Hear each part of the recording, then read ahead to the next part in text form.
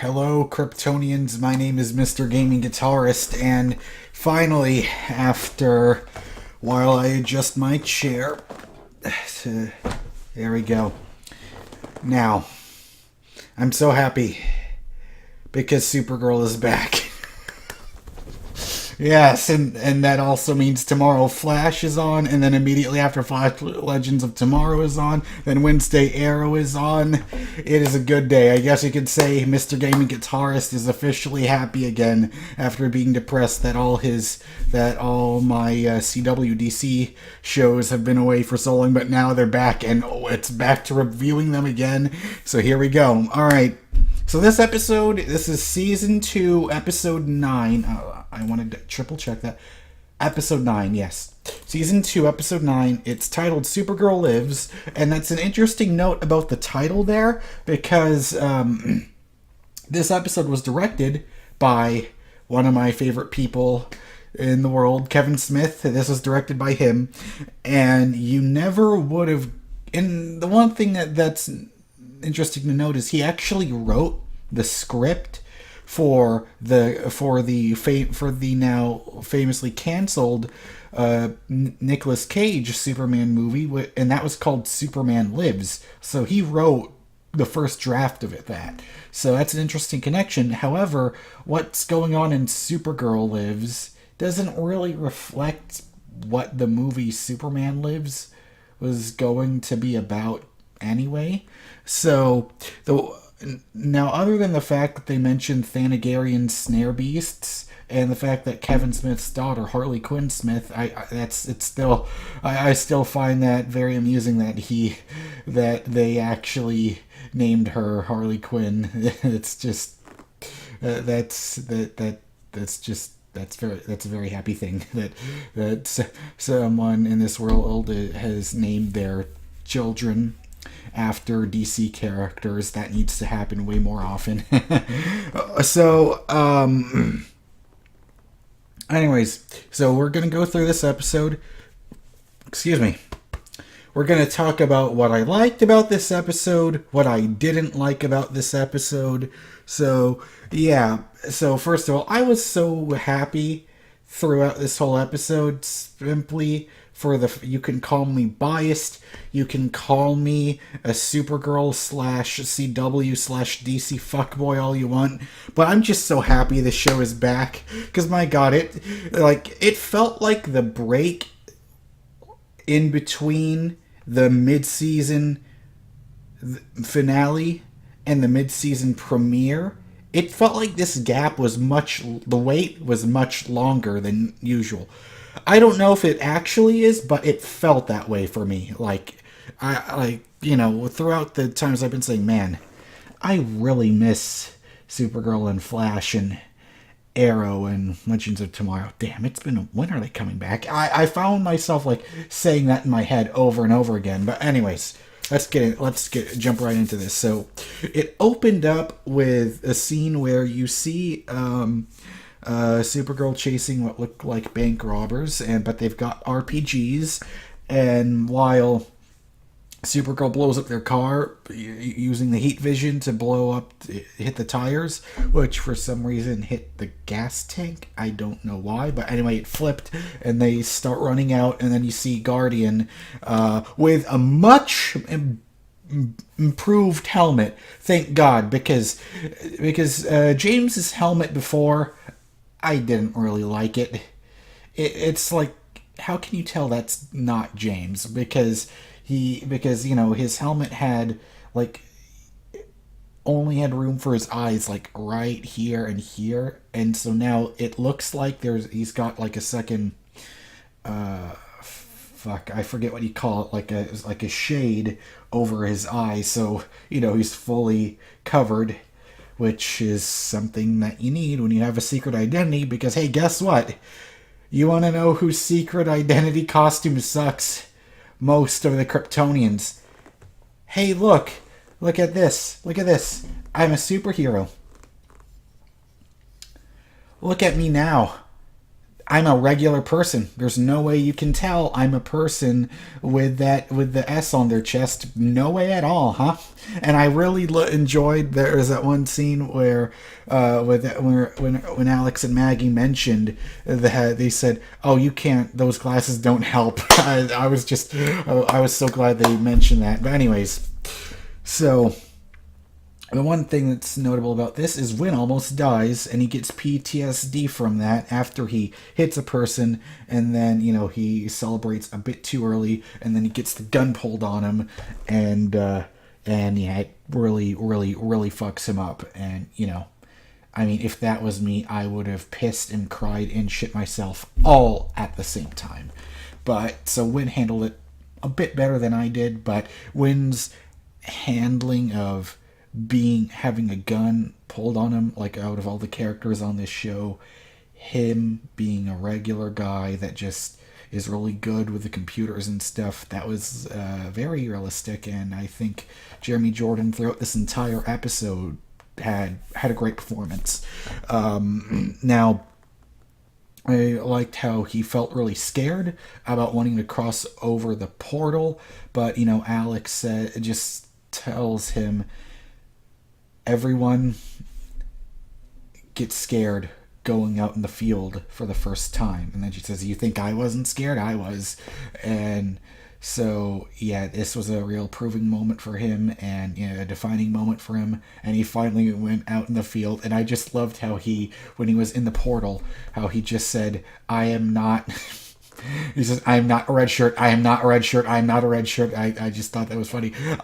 And then, excuse me. And then I also like how he mentioned Stargate too. So with the portal and stuff. I forget. You know what? I forget what the name of this episode was. I mean, not the name, but I'm sorry. I just had to look it up. What was it?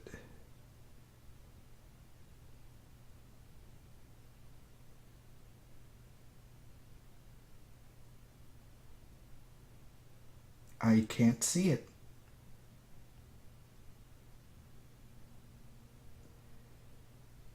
Shit. Okay, the moon. They were on a moon. That's all I remember. I don't know the exact name of the planet or what planet's moon it was, but one thing that I want to note is I really liked how at first I thought this was going to be a regular episode, but no, they spent quite a lot of time on this moon. I really enjoyed seeing that. Because it reminded me of an episode of the Justice League animated series where they would go to different planets in lots of episodes.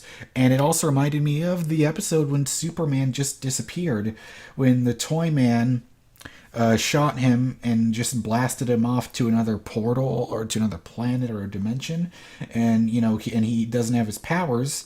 And I think maybe in that Justice League episode there was a red sun there too, but I liked it. It reminded me of that, and I liked this because it proved that Supergirl is much more than just physical strength. It's about her ability to inspire hope in others when they're in a hopeless situation, like being stuck there for being for alien slave trading and all that stuff. And I really like that. Now, I guess we can all say the best part of this episode, honestly, it's Kara and Mon-El's chemistry. I mean, those two are so fucking good together. It's like watching Abbott and Costello, or not quite. I mean, it's not. I mean, it's not slapstick, but as far as two pairs of actors go, it's great. The bantering they have back and forth, and he mentions when he reads the highlights magazine, or when she went to the bar and said, "Can I get a club soda?" Said, "Oh, this is not club soda. What is this?" And then later on, he eventually gets it. But I just want to mention this one thing, okay, that happened in this episode. All right, it's this scene. That when they were Okay, how does this work? When they were both on the couch in Car's apartment, and they were just had the blanket there. I mean, sharing a blanket. Was I the only one that was screaming, "Just to fuck already! God damn it! I can't take this fucking tension anymore." Was I the only one saying that? Because Jesus, it's like they are really stretching it out until they just fucking smash it already. Anyways, don't mean to be that vulgar, but really, it's like it's starting to get just a little bit unbearable. However, one thing I want to notice is, am I the only one that saw a Dominator in there? At first I was wondering, where the fuck did I see these things? Oh yeah, it's the Dominators. It's been quite a hot minute since I watched that crossover, but yeah, so they mentioned something about spare. They kept saying spare the Daxamite. We need him, or something like that. And now they were looking for him with that guy, that doctor that was bringing them in, pretending to be a clinic for a survey or something like that. But anyways, yeah, I really enjoyed it. Enjoyed all of that part. I've never seen Harley Quinn Smith, Kevin Smith's daughter. I've never seen her act before. I thought she did a pretty good job. It was nice to know, because I religiously listen to Kevin Smith's podcasts. I listen to Fat Man on Batman and Smodcast, and he always mentions how much of a huge fan Harley is of the DC stuff. Like, she is just as much a fan of it as Kevin is. And like, I remember like Margot Robbie's bat from Suicide Squad. Harley has that. So I mean, and now she gets to be on Supergirl. It's that must be quite the dream come true for that. He gets to have that Kevin Smith gets to not only direct an episode of Supergirl, but he also gets to, and now he's a part of the directing family of the DC CW shows, and he also gets to have his daughter there. I mean, how fucking cool is that? And at first, this didn't really stand out. This episode stood out to me, but if you told me this episode was directed by Kevin Smith and I didn't know about it until the very end, I wouldn't have been able to tell. And that's the thing that I really admire about what Kevin Smith does. He says, I don't want to go, he says he doesn't want to go into these shows and tell everyone what to do. He just says he just wants to keep the show running the exact way it is and just deliver on that. And however, the episodes they pick for him to direct are always spectacular and always stand out in a special way to me. Well, maybe it has to do with I'm just such a huge fan of the guy, but yeah, I just, from Runaway Dinosaur and Killer Frost, and now Supergirl Lives, I really want to see him direct Arrow and Legends of Tomorrow, because if he already did two, I can't wait to see what he does with the other two shows, because I'm pretty sure that they would give him an opportunity to do that. So next. So I talked a lot about the stuff I liked about this episode. I'm going to briefly talk about the things I did not like in this episode. Roulette. What's the point of her being there if she's just going to show up for 2 lines saying, oh, I went to this portal, alien slave trading. Hooray! That's pretty much what she was there for. Felt like she was a bit wasted there. She didn't really seem to serve that much purpose other than to say, hey, I'm a recurring DC villain that you see, every once in a while in the comics, so I'm here too.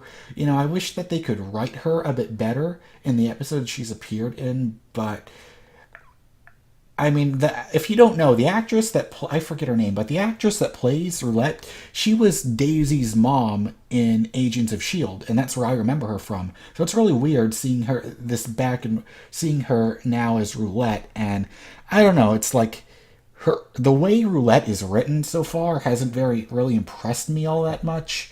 So I hope that they can do better with her in the future, because Roulette is a good villain, but I don't think so far she has been used as well as she could be in Supergirl. That's what I think.